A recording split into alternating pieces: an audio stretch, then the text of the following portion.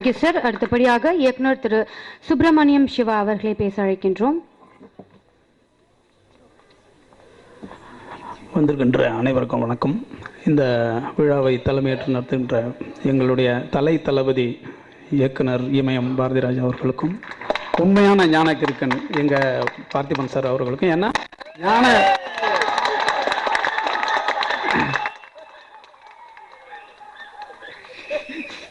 ஏன்னா ஒரு 5 வருஷத்துக்கு முன்னாடி ஞான கிறுக்கன்னாலே சார் தான் ஒரு டைட்டில் வச்சிருக்கிறதா சொல்லுவோம். ஏன்னா கிறுக்கல்ன்ற ஒரு புத்தகத்துக்கு நான் மிகப்பெரிய ரசிகன். அவருடைய புத்தகம் மிகச்சிறந்த ஒரு கவிதை தொகுப்பா. அது கவிதை தொகுப்புக்கு ஒவ்வொன்றுத்துக்கும் ஒரு குறிப்பு எழுதினவர் அவர். அப்படி ஒரு புத்தகம்னா அவர் தான் பண்ணால், திடீர்னு பார்த்தா இளையதேவன் அந்த டைட்டிலில் ஒரு படம் பண்ணுறார். நான் உடனே இளையதேவன் எனக்கு ரொம்ப நாள் நண்பர், சசி மூலமாக ரொம்ப நெருக்கமானோம். அதுக்கு பிறகு அவரை கேட்டேன், இது என்னங்க ஞானக்கு இருக்கேன், இந்த கதை எப்படி சார், நீங்கள் யாருக்கிட்டையும்? அவர் சொன்னார், இல்லை இது ஏன் கதைங்க அப்படின்னாரு. அதாவது யார் கதையும் ஒருத்தன் படம் எடுப்பான், அவரே ஒரு 35 வயசுக்குள்ளதான் இருக்காரு, என் கதையை நான் எடுக்கிறேங்க அப்படின்னாரு.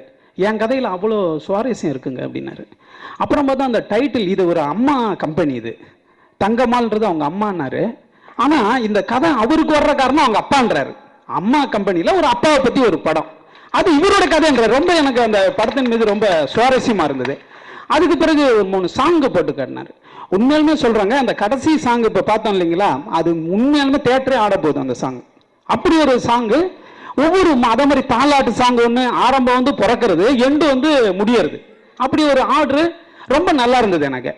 உடனே சரி ரைட்டு, இவர் என்னடா உண்மையிலுமே ஒரு ஞானக்கிருக்கம். ஐயா கூட சொன்னார், டெத்தோ ஐயா சொன்ன மாதிரி, உண்மையிலுமே ஞானக்கிருக்கனாவே இன்னொரு விஷயம், அவரே சம்பாரிச்சு யாரையும் எந்த ப்ரொடியூசரையுமே கஷ்டப்படுத்தாம ஒருத்தன் அவனே சம்பாரிச்சு என் படத்தை எடுக்க வேண்டான்ட்டு 35 வயசுல எடுத்திருக்காருங்க. அதே எனக்கு பெரிய சாதனையா இருந்தது, ரொம்ப சாதனையா இருந்தது. இப்படி ஒவ்வொருத்தவங்களும் சம்பாரிச்சு அவங்க கதையை அவங்க எடுத்தாலே ரொம்ப நல்லா இருக்கும். ஏன்னா வரலாறு என்பது உரைநடையா போயிடுது. அந்த வரலாறுல இலக்கியம் கலக்கும் போதுதான் அது ஒரு லிட்ரேச்சரா மாறுது.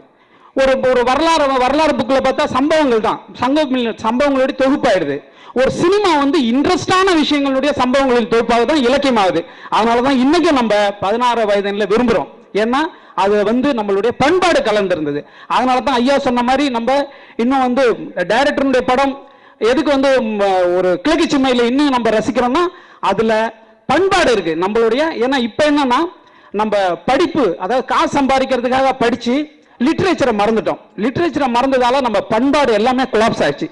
நம்ம என்னுடைய எதிர்காலத்தினுடைய தமிழ் மக்களுடைய பண்பாடு என்ன அப்படின்னு தெரியல. ஏன்னா நான் எல்லாமே குறைந்தபட்சம் 20 வருஷமா காசுக்காக படிக்கிறேன். எல்லாம் பிங்க எதுக்குன்னா அதை சம்பாதிக்கலாங்க. இப்போ என்னன்னா எல்லாம் அந்த கம்ப்யூட்டர் கம்பெனிக்கு போய் வேலைக்கு போலாங்க, 30,000 ரூபா 40,000 ரூபா சம்பளம், பணத்துக்காக படிப்பு பண்ணி நம்மளோட லிட்ரேச்சரை மறந்தோம். அதனால தான் நம்ம தமிழர்கள்ன்றதை எங்க தளபதி ஐயா பாரதிராஜா சொல்லிக்கிட்டே இருக்காரு, தமிழனா ஒன்று சேரணும் சொன்னோம். ஏன் சேர முடியலன்னா நம்ம தமிழை படிக்க முடிறோம், காசுக்காக படிக்கிறோம். காசு யாரெல்லாம் தரோன்னா அவங்ககிட்ட போய் வேலை செய்யறோம். அதுக்காக நான் எதை வேணாலும் இழக்க தயாரா இருக்கேன். என்னுடைய ஒரு நாளினுடைய சந்தோஷம், என்னுடைய சின்ன எந்த ஒரு தமிழ் பண்பாடையும் நான் இழக்க தயாரா இருக்கேன். ஏன்னா எனக்கு காசு முக்கியம். காசு தான் எனக்கு முக்கியம்ன பிறகு நம்ம எந்த பண்பாடையும் கத்துக்க முடியாது. காசை நீங்கள் கொஞ்சமாவது மறந்தால்தான் உங்களுடைய தமிழையும் உங்களுடைய வாழ்க்கையும் நீங்க காப்பாற்றிக்க முடியும். அப்படி ஒரு வாழ்க்கையை காப்பாற்றிக்கிறதுக்கான படம் தான் இந்த ஞானக்கிருக்கன் படம். ஏன்னா அவங்க ஊர்ல போய் அந்த மக்களை வச்சு அதுல நடிகர்லாம் ஏன் ரொம்ப நல்லா இருக்குன்னா, அந்த படத்துல நடிகர்கள் எல்லாமே அவங்க ஊருக்காரங்க.